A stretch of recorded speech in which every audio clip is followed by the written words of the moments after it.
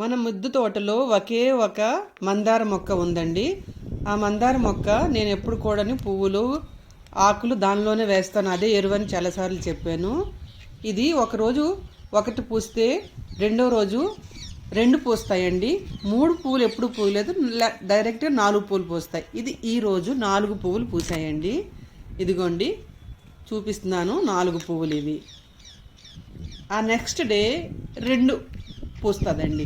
మళ్ళీ ఆ తర్వాత 1 పూస్తుంది.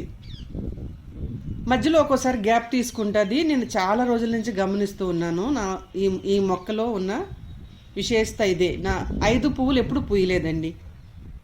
ఇదిగోండి,